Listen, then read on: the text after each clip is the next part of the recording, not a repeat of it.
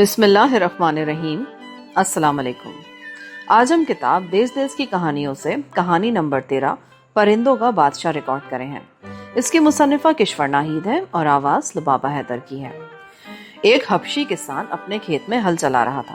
اتنے میں پرندوں کا بادشاہ اس کے پاس آیا اور کہنے لگا، میں 100 پرندے بھیج دوں گا، وہ تمہارا ہاتھ بٹائیں گے، اس طرح کام جلد ختم ہو جائے گا۔ پرندوں نے خوب کام کیا اور آن کی آن میں سارا کھیت کھود ڈالا۔ دوسرے دن کسان کھیت میں گیہوں بونے گیا۔ اب کے پرندوں کے بادشاہ نے اس کی مدد کے لیے 300 پرندے بھیج دیے۔ کسان کا کام چند گھنٹوں میں ختم ہو گیا۔ جب فصل پک کر تیار ہو گئی تو کسان اسے کاٹنے لگا۔ اب آپ کیا کر رہے ہیں؟ پرندوں کے بادشاہ نے پوچھا۔ میں فصل کاٹ رہا ہوں، کسان نے جواب دیا۔ لائیے میں آپ کی مدد کر دوں۔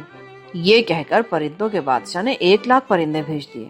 پرندوں نے منٹوں میں سارا کھیت کاٹ کے رکھ دیا اور پھر خوشوں میں سے سارے دانے نکال کر کھا گئے۔ کسان نے اپنا سر پیٹ لیا۔ افریقہ کی کہانی۔